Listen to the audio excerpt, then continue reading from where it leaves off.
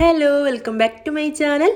അപ്പോൾ ഇന്നത്തെ നമ്മുടെ റെസിപ്പി ഓണക്കിറ്റിൽ എല്ലാവർക്കും ലഭിച്ചിട്ടുള്ള ആ ഒരു ഉണക്കലരി വെച്ചിട്ട് തയ്യാറാക്കിയിട്ടുള്ള പായസത്തിൻ്റെയാണ്. വളരെ എളുപ്പത്തിൽ എല്ലാവർക്കും തയ്യാറാക്കിയെടുക്കാൻ പറ്റിയ ഒരു റെസിപ്പിയാണിത്. അപ്പോൾ നമുക്ക് ഇതെങ്ങനെയാണ് തയ്യാറാക്കുന്നതെന്ന് കണ്ടു നോക്കാം. ഇപ്പോൾ ഓണക്കിറ്റ് എല്ലാവർക്കും കിട്ടിയിട്ടുണ്ടാവും. അപ്പോൾ അതിൽ ഉണക്കലരി വെച്ചിട്ട് ഈ ഒരു ഓണത്തിന് ഇതുപോലെ ഒന്ന് പായസം ഉണ്ടാക്കി നോക്കാൻ മറക്കരുത് കേട്ടോ. അപ്പോൾ വീഡിയോ ഇഷ്ടമായിട്ടുണ്ടെങ്കിൽ ലൈക്ക് ചെയ്യാനും ചാനൽ ആദ്യമായിട്ട് കാണുന്ന കൂട്ടുകാരുണ്ടെങ്കിൽ സബ്സ്ക്രൈബ് ചെയ്യാനും കൂടെ മറക്കരുത്. അപ്പോൾ ഇനി നമുക്ക് റെസിപ്പി കണ്ടു നോക്കാം. അപ്പോൾ ഞാനിവിടെ ഒരു ഉണക്കലരി എടുത്തിട്ടുണ്ട്. 1 കപ്പ് അളവിലാണ് കേട്ടോ എടുക്കുന്നത്. എന്നാൽ തന്നെ അത്യാവശ്യം പായസം നമുക്ക് റെഡിയാക്കി എടുക്കാൻ പറ്റും. അപ്പോൾ ഇവിടെ 1 കപ്പ് ഉണക്കലരി ഒരു ബൗളിലേക്ക് ഇട്ട് കൊടുത്തിട്ടുണ്ട്. ഇനി നമുക്കിത് നല്ല പോലെ ഒന്ന് വാഷ് ചെയ്തെടുക്കാം. അപ്പോൾ ഞാനിവിടെ വാഷ് ചെയ്തെടുത്തിട്ടുണ്ട്. ഇതൊരു കുക്കറിലേക്ക് ചേർത്ത് കൊടുത്തിട്ടുണ്ട്. അപ്പോൾ ഇവിടെ 1 കപ്പ് അരിക്ക് 4 കപ്പ് വെള്ളമാണ് ചേർത്ത് കൊടുക്കുന്നത്. അപ്പോഴാണ് നന്നായിട്ട് വെള്ളമൊന്നും വറ്റാതെ വെന്ത് കിട്ടുള്ളൂ. അടിയിലൊന്നും പിടിക്കാതെ വേവിച്ചെടുക്കാൻ വേണ്ടിയിട്ട് 4 കപ്പ് വെള്ളം ചേർത്ത് കൊടുക്കുക. എന്നിട്ട് അടച്ച് വെച്ചിട്ട് നമുക്കിത് ഗ്യാസ് സ്റ്റോപ്പിൽ വെച്ച് കൊടുക്കാം. ഹൈ ഫ്ലെയിമിൽ 1 വിസിലും ലോ ഫ്ലെയിമിൽ 4 വിസിലും അടുപ്പിച്ചെടുക്കണം. അങ്ങനെ ടോട്ടൽ 5 വിസിലാണ് ഈ ഒരു അരി അടുപ്പിച്ചെടുക്കേണ്ടത്. ഇതിലേക്ക് ഞാനിവിടെ പാലും എടുത്തിട്ടുണ്ട്. ഞാനിവിടെ പശുവിൻ പാലാണ് എടുത്തിട്ടുള്ളത്. നിങ്ങൾക്ക് വേണമെങ്കിൽ തേങ്ങാപ്പാലും എടുക്കാം. ഇപ്പോൾ ഇവിടെ 5 വിസിലൊക്കെ അടിച്ചിട്ട് ഈ അരി നന്നായിട്ട് വെന്ത് വന്നിട്ടുണ്ട്. ഇത് കണ്ടോ, ഇതുപോലെ അടിയിലൊന്നും പിടിക്കാതെ നല്ല കറക്റ്റായിട്ട് വെന്ത് കിട്ടും കേട്ടോ. ഇതുപോലെ ഹൈ ഫ്ലെയിമിൽ 1 വിസിലും ലോ ഫ്ലെയിമിൽ 4 വിസിലും അടുപ്പിച്ചെടുത്താൽ മതി.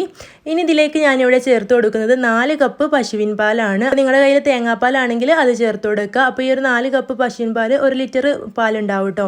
അത് ചേർത്ത് കൊടുത്തിട്ട് നന്നായിട്ട് മിക്സ് ചെയ്തെടുത്തിട്ടുണ്ട്. എന്നിട്ട് ഗ്യാസ് സ്റ്റോപ്പിൽ വെച്ചിട്ട് ഹൈ ഫ്ലെയിമിൽ ഇട്ടിട്ടൊന്ന് തിളപ്പിച്ചെടുക്കാം.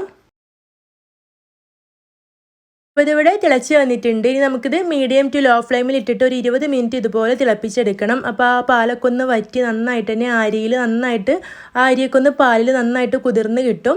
അപ്പോൾ അതിന് വേണ്ടിയിട്ട് ഒരു മീഡിയം ഫ്ലെയിമിൽ വെച്ചിട്ട് 20 മിനിറ്റ് തിളപ്പിച്ചെടുക്കാം. അപ്പോൾ ഇവിടെ ഒരു 20 മിനിറ്റ് ഒക്കെ കഴിഞ്ഞിട്ടുണ്ട്. ഇനി ഞാനിതിലേക്ക് മധുരം ഒന്ന് ബാലൻസ് ചെയ്യാൻ വേണ്ടിയിട്ട് ഒരു നുള്ള ഉപ്പ് ചേർത്ത് കൊടുത്തിട്ടുണ്ട്. എന്നിട്ട് വീണ്ടും നന്നായിട്ട് മിക്സ് ചെയ്ത് കൊടുക്കുക.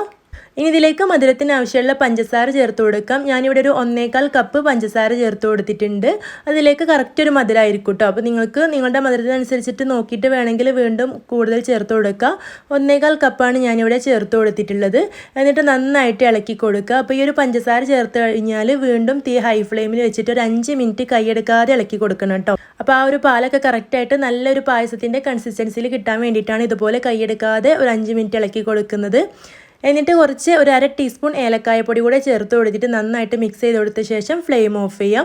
ഇനി ഞാനിവിടെ ഒരു പാൻ ഗ്യാസ് സ്റ്റോപ്പിൽ വെച്ച് കൊടുത്ത് അതിലേക്ക് ഒരു 2 ടേബിൾ സ്പൂൺ നെയ്യ് ചേർത്ത് കൊടുത്തിട്ട് കുറച്ച് കാഷ്യൂ നട്ട്സ് ചേർത്ത് കൊടുത്തിട്ട് ഇതുപോലെ മൂപ്പിച്ചെടുത്തിട്ടുണ്ട്.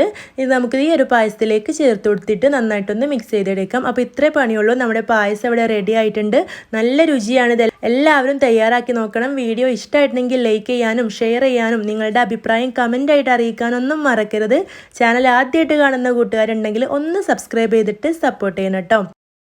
ഇനി ഇതുപോലുള്ള നല്ല നല്ല റെസിപ്പീസുമായിട്ട് വീണ്ടും കാണാം. താങ്ക്